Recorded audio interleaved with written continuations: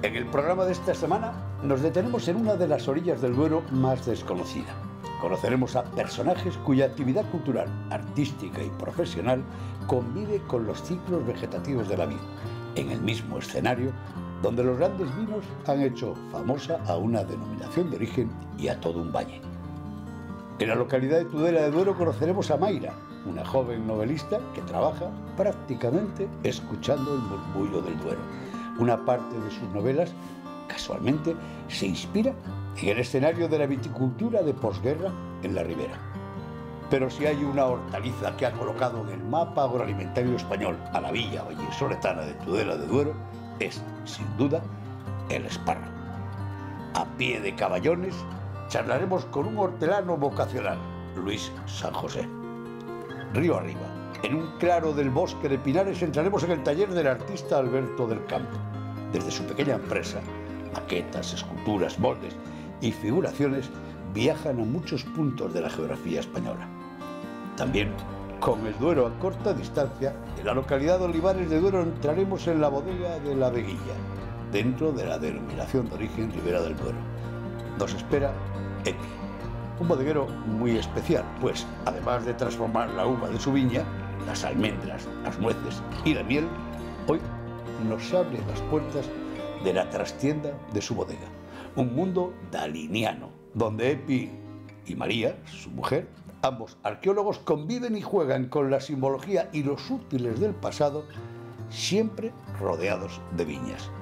Nos sentaremos en la mesa del histórico restaurante 239, hoy dirigidos por nuevas caras que han sabido defender la herencia recibida por Santiago y Angelines, consiguiendo que el 239 siga siendo una referencia de la huerta de Tudela y de la gastronomía de Valladolid.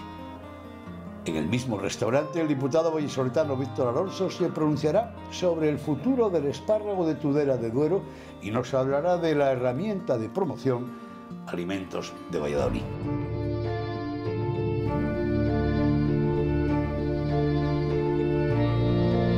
Comenzamos el programa, caminando por un césped adornado de esculturas que nos conducen a los brazos de Alberto y Patricia, que nos esperan a la puerta de su taller artístico.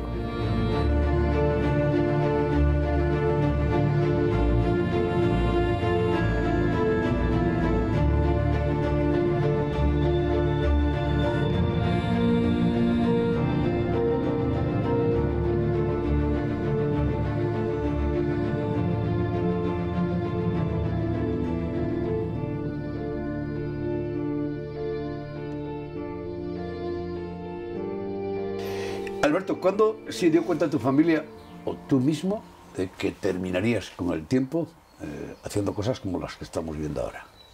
Pues la verdad es que eso exactamente no sé, lo que pasa es que yo me dedico a esto desde muy pequeñito, desde los 5 años. ¿Y cómo empezó? Pues... ¿Cómo te diste cuenta que en tus manos había una máquina de crear y de imaginar? Pues no fui yo directamente, fueron mis padres, concretamente mi madre, que un año en Navidades, enfermo, pues con 5 añitos me trajo mi madre un paquete de plastilina pues para entretenerme en la cama con fiebre y tal. Y dio la casualidad que como eran Navidades, pues me puse a hacer un Belén de plastilina. Y pues le presentaron a un concurso en Valladolid y quedé tercero, y entonces a raíz de eso pues empecé a trabajar, vi que me gustaba y hasta ahora. Y eso condicionó de alguna forma tu formación. Tú hiciste Historia del Arte, ¿no? Sí, Historia del Arte. ¿Te ha venido bien? Hombre, los conocimientos en arte siempre me han venido muy bien para este tipo de cosas. Para darle un toque más realista, un toque más histórico. A medida que voy haciendo obras, pues me meto mucho en los personajes que hago, etcétera. Por las setas que he visto en tu jardín, ¿dónde está la cesta? Tiene que ser enorme. Bueno, pues no, la verdad es que eso fue para una representación de Alicia en el País de las Maravillas que nos encargaron en Madrid y tuvimos que hacer un montón de setas. Para Alicia, pues no sé, unas 200 setas de más de 1 metro de diámetro. ¿Cuál es el proyecto más grande que te han encargado? ¿O la obra más Pues ya fue hace unos años en Corrales de Buelna que nos encargaron hacer un templo romano a tamaño real y desmontable, además. Todavía está ahí, además. Todavía está ahí, sí, sí. ¿Y el más pequeño? El más pequeño, buah, pues muchas miniaturas y maquetas, pues no sé, del tamaño de una moneda, una cosa así, de eso he hecho muchas cosas. Para un licenciado en Historia del Arte, ¿cómo encajas la ficción? Porque muchos de tus personajes no están anclados en la historia, ni del arte ni de la historia. Pues sí, ¿no? Hay muchas cosas que son totalmente fantasiosas. Personajes de ficción hemos hecho muchos. No sé cómo decirte, para bares, para fiestas temáticas, hemos hecho muchísimas cosas de estas. Por lo que veo te echan muchas manos aquí, ¿no? Pues unas cuantas, sí. Cuando viste la película El Señor de los Anillos, ¿qué te pasó? Buah, no sé, tengo un recuerdo agridulce de ese tipo de películas. ¿Por qué? Pues porque cuando se estrenó la primera película, ya hace casi 20 años, pues dio la casualidad de que yo la vi en el cine y dije yo, esto es espectacular, los efectos, las maquetas, maquillajes, todo era lo que yo estaba haciendo. Y entonces dio la casualidad de que yo llegué a casa, me metí en la web de la gente que había hecho esto y buscaban gente a través de todo el mundo, porque el volumen que tenían de trabajo era inmenso, Claro. que se dedicase a hacer cosas de estas. Y pues ni corto ni perezoso, hice unas cuantas fotos, un currículum, le mandé. ¿Y qué pasó? Pues que se pusieron en contacto conmigo.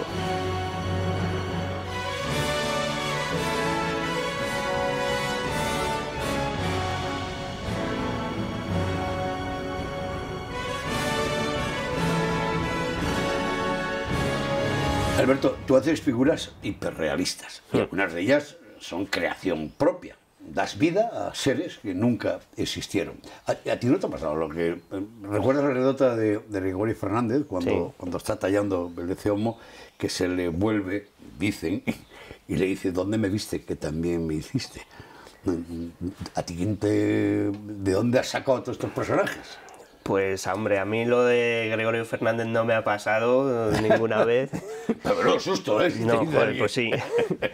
Pero no sé, la verdad es que cuando te pones a esculpir, siempre dependiendo del personaje que te seas, por lo menos en mi caso, yo me centro mucho y no sé, tengo como una afinidad especial con el personaje que estoy tratando de esculpir en ese momento. Además de esculpir, he visto que hay grandes maquetas. Hay una maqueta en medio ahora mismo que estabas trabajando. Sí, una maqueta enorme. ¿Se puede decir? Sí, sí, bueno, no... Yo ya la he detectado. Sí, es una maqueta del pueblo de Tiedra, ¿cómo sería? Sí, exactamente. Pero en un hilo el alcalde no se enfade. No, no, esperemos que no. Muy bien. Oye, estamos en la Nacional 122, estamos en el Valle del Duero. Hablar del Duero es hablar de vinos de enoturismo, hablar de enoturismo es hablar de proyectos. ¿Trabajas dentro de ese marco del enoturismo y del vino? Sí, la verdad es que por suerte nuestro campo de trabajo es muy amplio. En el pueblo de La Vid, al lado de Aranda de Duero, hay una bodega que se llama La Gardisilla, que ahí hemos trabajado bastante, pues hay un pequeño hotel rural y hemos decorado bastantes habitaciones, hemos hecho una maqueta del entorno y cosas así, alguna más hemos hecho también, sí. Me ha contado Patricia que uno de tus sueños es llegar a hacer una exposición con toda tu obra. Vas a desmantelar media comunidad. Bueno, ojalá, ojalá sea así, sí. La verdad es que mi principal sueño relacionado con este campo es hacer mis propias exposiciones. Eso sería, vamos, lo más espectacular. Pero la verdad es que está complicado. ¿Tú eres consciente que has contribuido a que entendamos muchos de una forma real y plástica todo lo relacionado con la evolución humana? Bueno, la verdad es que cuando estás aquí en el taller esculpiendo, no, porque estás ensimismado en hacer algo. Lo que pasa es que cuando ya estás montando allí las obras y ves que la gente lo mira, pregunta y tal, sí que te empiezas a dar cuenta de que lo que estás haciendo tiene un fin aparte del meramente artístico. En el Museo Arqueológico Nacional tenemos piezas también Y entonces, pues yo cuando lo hago no, pero cuando tú estás allí viéndolo y ves una persona que se pone al lado y lo comenta y tal, sí que es cuando realmente te das cuenta de eso. Alberto, ¿te gusta lo que haces al pie de la Nacional 122? Pues hombre, para mí lo de esculpir es mi vida. Siempre digo que yo nunca me voy a jubilar, porque siempre voy a estar dándole a la cabeza, y si no es a la cabeza, a las manos.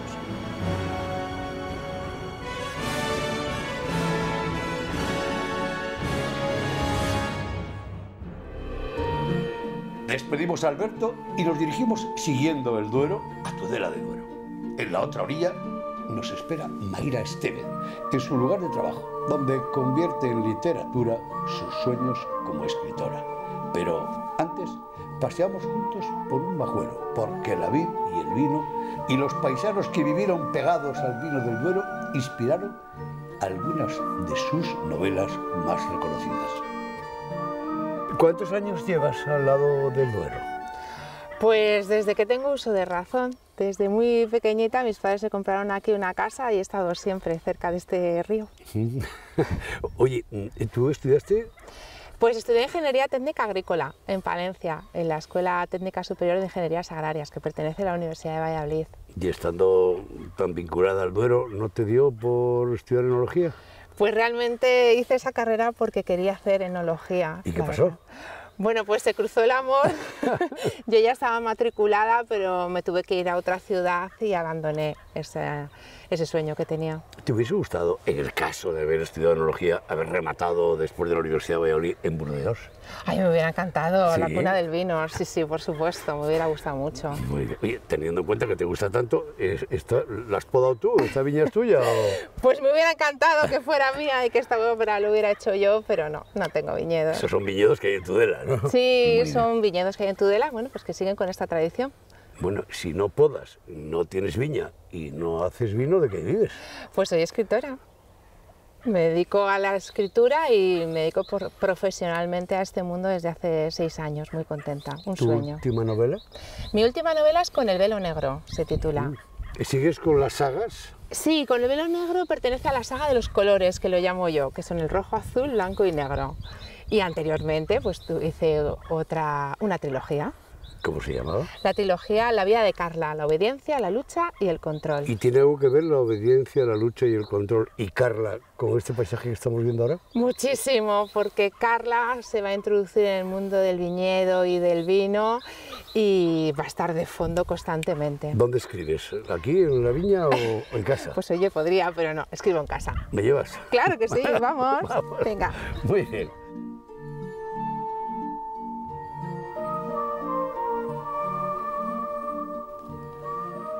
Ahora sí, vamos en busca de un asiento donde seguir charlando de personajes, de historia, de enología y de literatura, que es lo que le apasiona a la joven tudelana.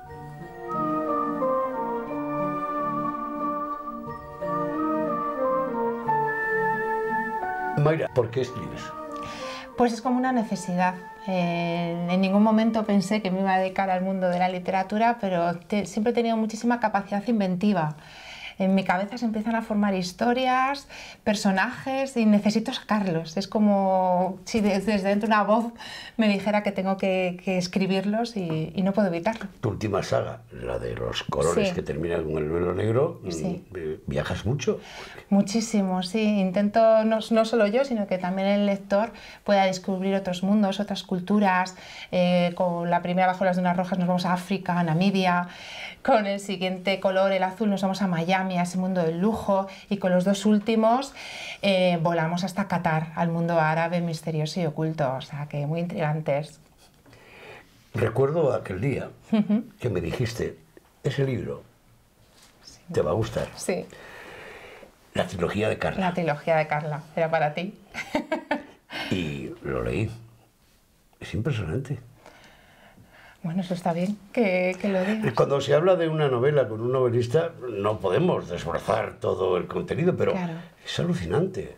Sufrimiento, dolor, ternura, Sí. amor, dureza, Sí. una mujer con coraje, Carla, su madre Ana, luego su hija Sara, más actual imposible. Sí, la verdad es que es una historia que, aunque está ambientada en la posguerra española, Es muy realista y los lectores me comentan que parece verdad, como si fuera la biografía de una abuela o una bisabuela.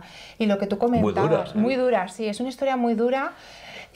Porque bueno, trato asuntos que tristemente aún siguen en la actualidad, como el maltrato sobre la mujer, y más en aquella época donde social y culturalmente pues estaban totalmente negadas. Si no fuera porque fue después, la novela se adelanta a los acontecimientos.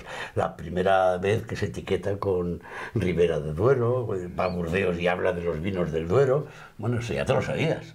Sí, bueno, sí, es como también como una teoría, ¿no? De cómo se formó la Ribera, y entonces, bueno, es una mezcla de ficción y realidad. Y bueno, pues Carla, en efecto, lleva el nombre de la Ribera del Duero hasta Burdeos y Francia. Oye, las enólogas, las bodegueras, ¿conocen a Carla? Pues, hombre, alguna va, ¿eh? Mira, en ferias, como comentaba, yo también iba a ferias de la vendimia, a fiestas y demás, y sí que me pasaba alguna, sobre todo pues con el último libro, que como está ahí la barrica y el vino, pues, anda, este libro habla de vinos, y entonces, pues mira, yo soy enóloga, o enólogo, pero sobre todo, como leen más las mujeres, pues me tiraban y sí que me decían, pues me lo voy a leer, y entonces, bueno, ahí la verdad es que hablo mucho de cómo se forma un vino, y también me ocurren muchas personas que lo leen y luego acaban diciendo, bueno, tengo la sensación de ser yo la productora de vino, ¿no? De ser una enóloga, o sea que bueno, la verdad es que es curioso. Hay que ser valiente para escribir sagas. Sí, y además es complicado porque todo va unido, es decir, que son al final muchísimas páginas que tienes que tener constantemente en tu mente porque todos los personajes, datos están interrelacionados. Bueno, ¿viajas mucho? ¿Te mueves mucho? Pues no me muevo mucho, pero lo hago todo a través de la mente y la documentación, y al final los lectores que han estado en los lugares que yo he visto con mi cerebro me dicen que bueno, que no se lo creen. ¿Te gustan los espárragos? Los espárragos, sí, por Dios, vivo en Tudela de Duero, me encantan. Sí, me gustan más los verdes, ahora me dirá. ¿Lo último que estás leyendo? Pues yo intento leer mucho autores un poco así desconocidos, tipo yo. Lo último que leí fue Fractura, de un autor también vallisoletano, Diony Arroyo. Y hablando de vallisoletano, ¿lo de Delibes os ha marcado a todos o no? Bueno, sí, por supuesto, sí, he leído, por supuesto. Pero yo es que he leído de tantos tipos, la verdad es que, bueno, pues un poquito todo. Yo creo que todo al final te hace, Vamos a correr el riesgo de que alguien te escuche, que serán muchos y muchas, y les dé por... Si tuvieras que poner la etiqueta de un vino, ¿cómo le llamarías? Carla Sarmiento. ¿Y el pueblo o el pago o el terruño de esa viña, cómo se llamaría el pueblo? Sería Yenco. Un placer. Muchísimas gracias, de verdad. Gracias a ti por venir aquí a mi casa. Historias tan bonitas. Bueno, ahí estamos.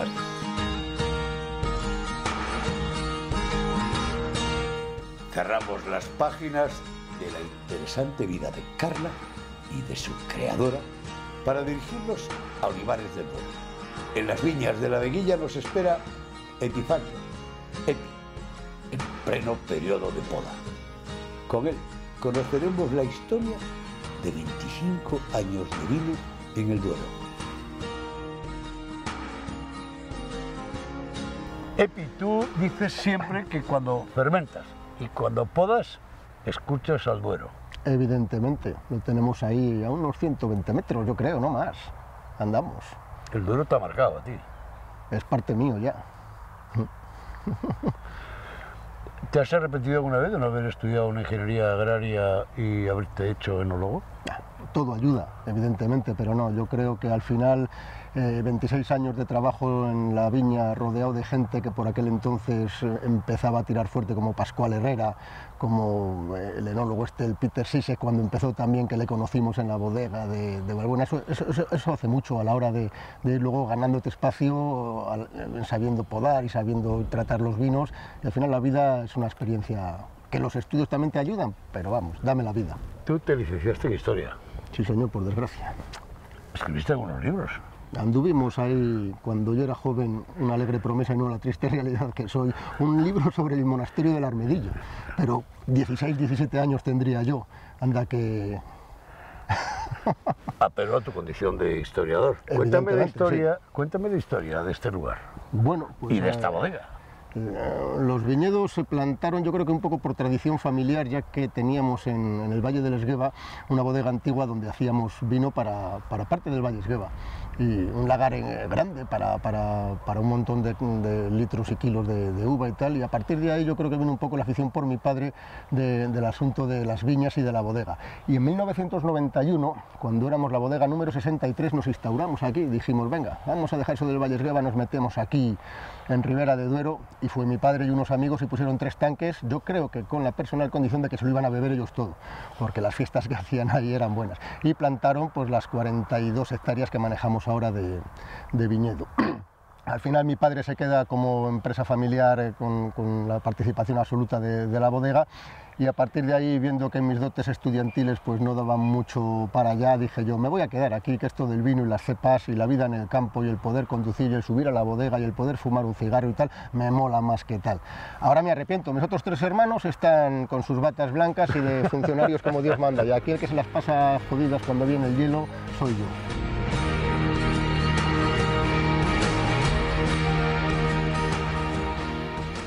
Si hay algo en lo que Epi convence, es en su criterio a la hora de poner en valor todos los frutos que ofrece la finca. Con él degustaremos su célebre señorito español, su aguardiente Gotas Santas y sus nueces, almendras y miel, y por supuesto sus vinos.